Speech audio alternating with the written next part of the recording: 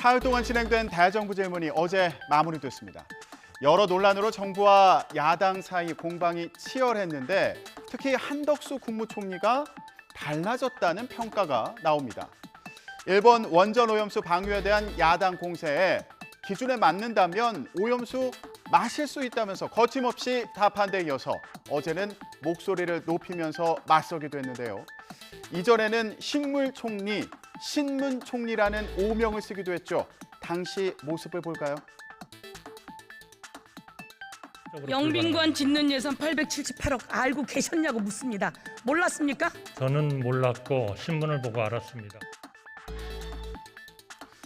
그런데 어제 대정부 질문에서는 차기 방송통신위원장으로 내정설이 도는 이동관 대통령실 대외협력특보를 두고 야당 의원과 고성을 주고받기도 했습니다. 민주당 고민정 의원은 이명박 정부 시절 지방선거를 앞두고 국정원이 언론사를 사찰했다며 문건을 공개했는데요. 고 의원은 이 문건이 대통령 홍보수석실 요청으로 작성됐고 당시 홍보수석이 이동관 특보였다고 밝혔습니다. 그러자 한 총리는 국회법에 따라 미리 요지가 전달되지도 않았다면서 1, 2주 뒤에 답변하겠다며 언쟁을 벌였는데요. 어제 현장으로 가보시죠. 2010년에 국정원에서 작성된 문건입니다. 방송사 선거기획단에 좌편향 기자들이 침투, 과열 혼탁 선거가 우려되므로 경영진에 대한 주의 환기 및 실효성 있는 진실한 그러한 문서로서의 서류인지에 대해서 저한테는 아무런 정보가 없습니다. 제가 지금 말씀드리지 않았습니까? 국정원에서 작성된 문건이라고요. 의원님께서 말씀하셨다고 제가 꼭 믿어야 할 그러한 책임은 없는 거 아닙니까? 우리 고민정 의원님이 오늘 총리와 국무위원을 대상으로 해서 질의를 한다고 하시는 그 내용은 우리 국회법에 보면 48시간 이전에 그 요지를 국회의장한테 전달하고 국회의장은 48시간 이전에 관련되는 자에게 전달해야 된다. 이렇게 되어 있습니다. 국회법을 보십시오, 의원님. 국회법을 좀 보세요. 국회법을 좀 보시라고요. 보도 사찰에 관련된 이 문건은 6.2 지방선거를 앞두고 2010년 1월에 홍보수석실에서 요청사항으로 되어 있습니다. 2010년 당시에 홍보수석 누굽니까? 이동관입니다. 대단히 유감스럽고 대단히 비합리적이고 대단히 비상식적인 질문을 하고 계시는 겁니다. 이렇게 공세적으로 변한 한 총리. 여소야대 국면에서 총선이 1년도 남지 않았는데 민주당에 밀리면 국정과제 실현이 어렵다는 판단 때문이라는 분석이 나옵니다. 자, 그런데 여기서 또 주목할 건 고 의원이 제기한 의혹입니다. 한 총리의 입장은 들을 수 없었지만 고 의원은 이동관 특보가 청와대 홍보수석으로 재직할 당시 언론 통제 관여한 거 아니냐고 물은 건데요. 이 특보의 방통위원장 임명을 반대하는 민주당의 공세는 더 거세지고 있습니다. 윤석열 정권이 민심의 경고와 우려에도 불구하고 언론 장악을 강행할 태세입니다. 이 특보의 방통위원장 지명 강행은 언론 자유의 사망 선고가 될 것입니다. 대정부 질문 기간 한동훈 법무부 장관도 민주당과 잇따라 설전을 벌였는데요.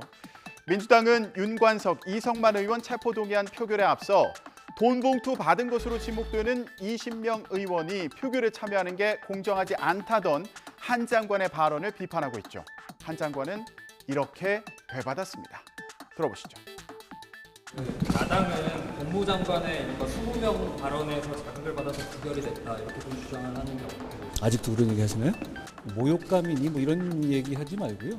제가 한 말 중에 틀린 부분이 있는지를 정확하게 지적해 주시면 좋을 것 같아요. 근데 제가 다시 이렇게 찾아봐도 저는 틀린 말은 못 찾겠던데요.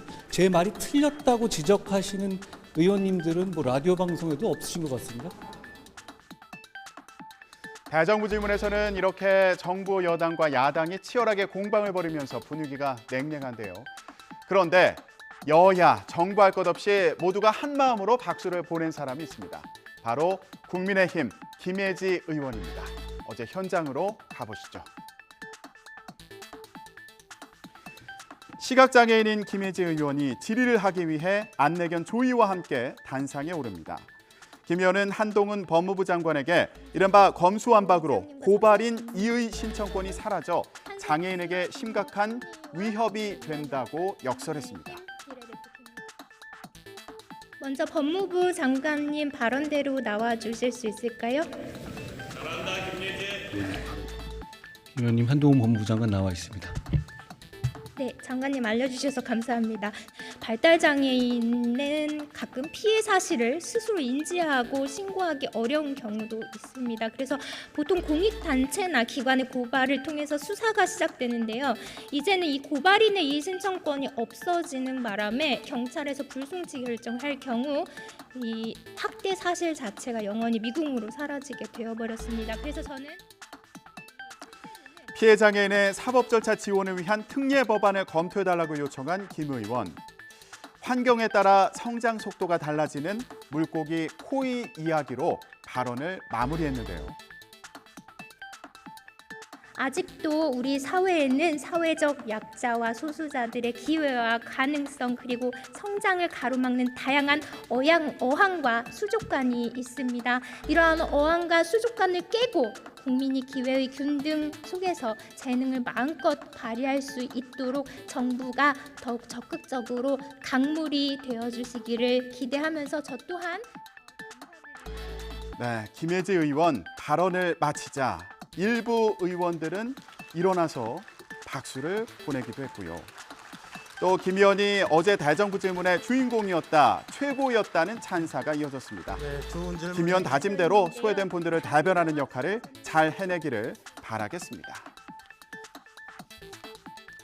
어제 대정부 질문에서는 이태원 참사에 대한 정부 대응을 비판하는 목소리도 나왔는데요.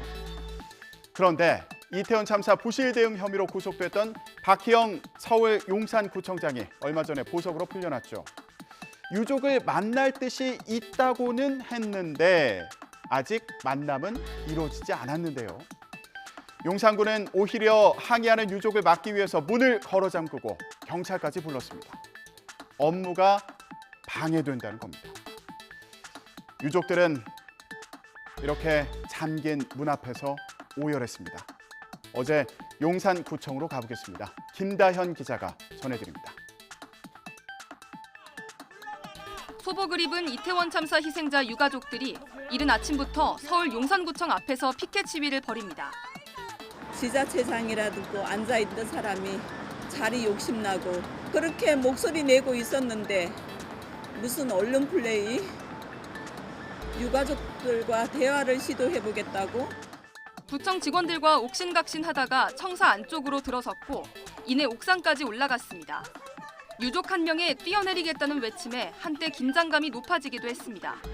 다행히 사고가 발생하진 않았고 유족들은 이어 지난주 보석으로 풀려난 박희영 구청장의 집무실에 진입하기 위해 비상계단 문을 두드렸습니다. 구청 직원들이 이를 막아서는 과정에서 물리적 충돌도 빚어졌습니다. 그러자 용산구청은 유족들이 공무집행을 심각하게 방해해 용산경찰서에 기동대 투입을 요청했다고 밝혔습니다. 보통 시위 진압 업무를 맡는 기동대가 실제로 진입하진 않았는데 구청은 몇 시간 뒤 용어 사용에 착오가 있었다며 단순히 경찰력을 보내달라고 부탁했던 거라고 말을 바꿨습니다.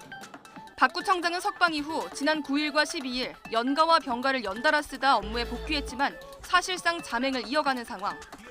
이태원 참사 유족들을 만날 뜻이 있다면서도 아직 구체적인 계획을 세우거나 접촉하지는 않은 것으로 파악됐습니다. 이런 가운데 헬로윈 보고서를 삭제하라고 지시한 혐의로 기소된 경찰 간부들의 보석 석방 여부도 다음 주쯤 결정될 예정입니다. 참사 발생 7달이 넘도록 책임지는 사람은 없이 그나마 재판에 넘겨진 사람들도 하나둘 보석 허가를 받아 풀려나고 있다며 유족들은 분노하고 있습니다. 유족들은 이번 주까지 매일 아침 용산구청을 찾아 박 구청장의 출근을 저지하고 사퇴를 촉구한다고 하는데요. 박 구청장이 하루빨리 유족을 만나는 모습을 볼 수 있기를 바랍니다. 정부가 TV 수신료를 전기요금과 분리해서 걷는 방안을 추진하고 있죠. 방송통신위원회가 관련 법령을 바꾸는 절차에 들어가자 민주당이 항의에 나섰습니다. 그런데 이 자리에 참석한 민주당 의원이 실신하는 일이 벌어졌습니다. 어제 화면 보시죠. 네, 국회 과방위 민주당 간사인 조승래 의원과 장경태 의원이 어제 과천에 있는 방통위를 찾았습니다. 조승래 의원이 민주당 과방연명의 성명을 발표하는데요. 네, 그런데 장경태 의원 고개를 숙이며 기침을 하더니 갑자기 앞으로 굽돌아졌습니다. 네, 현장에 있던 사람들이 놀라서 달려가는데요. 장 의원 다행히 바로 정신을 차립니다. 장 의원은 며칠 동안 잠을 제대로 못 자서 피로했던 것 같다고 말했는데요. 아니 그런데 이 소식이 전해지자 일부 온라인 커뮤니티에서 장 의원의 바지 무릎 부분이 부자연스럽게 튀어나와 있다며 무릎 보호대를 차고 일부러 쓰러진 거 아니냐는 주장이 나오기도 했습니다. 장 의원은 무릎 보호대 하면 양반다리 할 수도 없고 옷도 늘어나는 재질이 아니라 안에 보호대를 찰 수도 없다며 말도 안 되는 의혹을 제기한 누리꾼에 대해서는 법적 조치를 할 예정이라고 말했습니다. 반면 장 의원이 쓰러졌다는 소식에 민주당 지지층 사이에서는 응원과 함께 후원 릴레이를 펼친다는 얘기도 있네요. 자, 장경태 의원 넘어지면서 턱도 다쳤다고 하는데요. 의정 활동 더 잘하려면 건강도 잘 챙겨야겠습니다. 지금까지 전국 브리핑이었습니다.